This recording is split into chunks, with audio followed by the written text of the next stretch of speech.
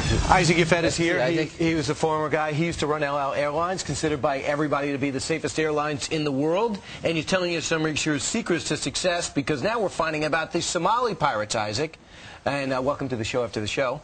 These Somali would-be perpetrator with the same stuff, a certain PETN, evidently, and a syringe that happened back in November. So is that a dry run? This is the strongest explosive that exists today in the world, because small piece of explosive can blow up aircraft into pieces. But you need something. What went wrong with the Northwest flight? He couldn't. It melted before it ignited. No, he did not mix it right. He was trained how to do it. We are lucky that either he was shaking, either he forgot how to mix it. This is what saved the life of close to 300 innocent people. Now, Isaac, it was great seeing you. I have to run. Brian, good to see you. Huh? They asked me to leave. They don't like my questions. You know what? I leave. No, Isaac. I'll see you soon. Have a great New Year. Take care, Brian. Have a good day. You know, you were in the Israeli Secret Service. Yes. Is that the same thing as Mossad? No. That's different. The Mossad is the CIA. Okay. And the Secret Service is the FBI. And so what did you do in the Secret Service? I was in the field of anti-terrorism. Ah. And how long did you do that? Only 30 years. 30 years. Only. So you got kind of good at it. So Isaac, explain to us how it works. Peter and I are at the airport, Yeah. but I'm a nervous flyer. Say I'm a nervous flyer, so I'm acting nervously. How would you in El Al not know that I wasn't up to something, or would you think I was up to something? I'll tell you. Yeah. Once we have guys that are walking around, Yeah. like passengers. Right.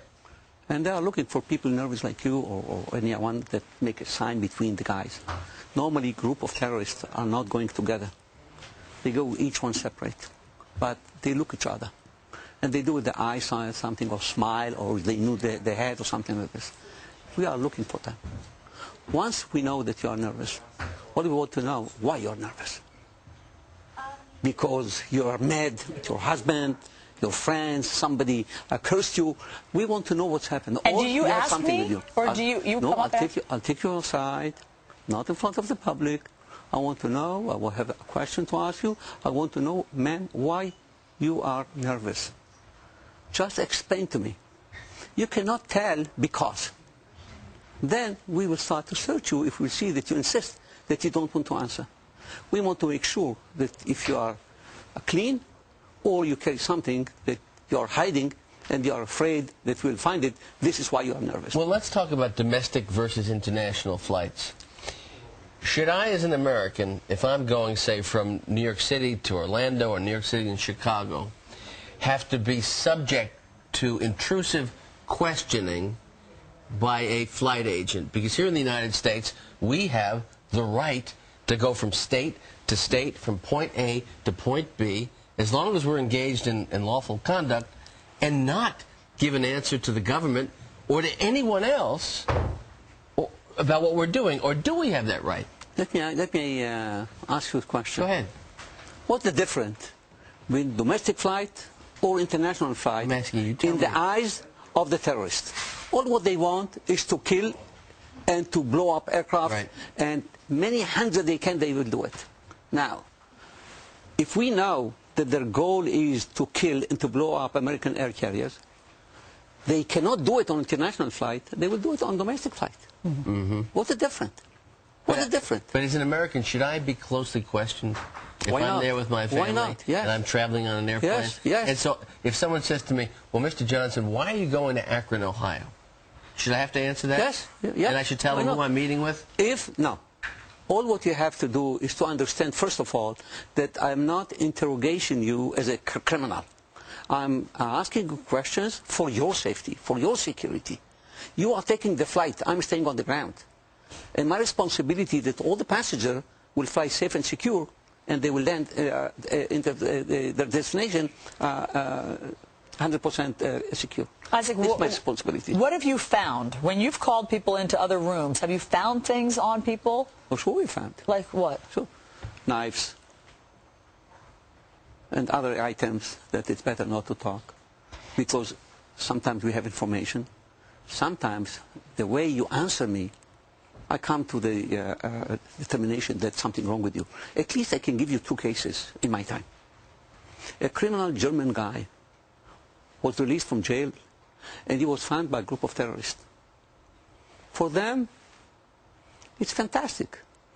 They grabbed him, they gave him the best time for a few days. He said, oh God, look what lucky man I am. Then they asked him if he wants to travel to Switzerland. He said, sure, pleasure. So they took him to Switzerland. After a few days, best life that he could imagine. They asked him, are you looking to make easy money? He said, sure. We'd like you to smuggle drugs to Israel. That's all. We'll give you 10,000 cash, we'll buy you the ticket, and when you give the luggage, this is the address, don't give them before you get another 10,000. He said, fantastic, I'm willing to do it twice a week. So they packed their luggage, they drove him to Zurich airport, and they told him, be careful from the Israeli security people. He said, oh, I have so many years experience of investigation from jail to jail. Don't worry. They were happy, he was happy. He has a real passport. The luggage went through the X-ray machine.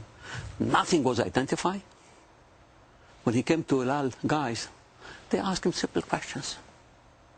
You know what consequence? You are not genius. Don't misunderstand me. Do you live in Germany? Yes. Why you bought ticket in Zurich to fly Tel Aviv and not from Germany? Now, if you are bona fide, sure, you give me the answer. So you have to convince me. You're bona fide. Let me ask you, how do we get your bona fides? How do we get your expertise? If Janet Napolitano called you up today, I'll answer you. Would you sit with her? Would you sit with our pleasure, American government? With pleasure. Why haven't they called you? I'll tell you. They don't want to change the system. They're afraid. All what they want, technology, technology. Look at the machine now. That sure, the new machine. What are you doing? Tell me. So you're talking We about... don't have alternative. We don't have any alternative just to see your naked body. Now, do you know what is the culture and the tradition of the Islamic world, and especially people in this country? There's modesty. Don't you know? Don't you know? Don't you see how they cover all their body, sure, from top to the bottom? They show only the half a face and the eyes. Okay. And now you want the husband to go with his wife to tell him wait outside. Now we want to see your wife naked. Right. You're saying it's offensive to Muslims? You know? Yeah. And how? Okay. And how? Do you know what kind of negative reaction this country will get from the entire Muslim world, and especially from the Muslim here? Unless you tell the Muslims, no Muslim can fly with us, because I will see your wife naked. Who will allow you to do it? Muslim people fly in El Al, correct? Sure, they fly. And so there's cultural sensitivity is very important as well. Yeah, that's why they don't allow us here to do the profiling system like El Al. Why? You hurt the dignity of the Muslims. So we cannot allow ourselves to do it. This you cannot, that I will ask her for a question or him. But to show his wife naked, this is okay? This is okay? Do you know what reaction we will have here? Negative one? But do you just profile Muslims? No. You profile, no. You profile everyone. Everyone who is coming to take the flight, I interview him. When you come, I don't know your religion, I don't know your citizenship. All what I know, if I have information from the intelligence, there's something wrong with you. Then, when you come, I'll ask you to escort me. We'll take you to a special room, nicely. Now, female will be with us because you are female, and she will search you, and not male. No male will not touch you. I will ask you questions, yes. So you're saying smarts and sensitivity, not machines. Right, exactly. Great. Exactly. I wish they would adopt everything you're saying. I wrote a letter to the former Secretary of Homeland Security. And they said, like Brian asked me, big country, huge airlines. Right. You are small airlines. How do you want to compare it? So I asked, did you try one airport in this country? We have around 415 airports. I did in the majority of them a security survey. And I asked them, did we check one airport to find out if this is possible to do it like El Al, yes or no? If this will bother the American carriers, this will cause delays, this will cause damages. So we say, we tried. At least Isaac, we have evidence. your passion is contagious, and we thank you for what you've done for the air-flying public for a long time. Thanks for coming on, Isaac. We'll see you again, no doubt. As they say, sei gesund. Oh, thank you. You too. I think. Thank you. Oh, yes, thanks, everybody. Thanks for watching the After the Show. We'll see you tomorrow. Okay. Thank you very, very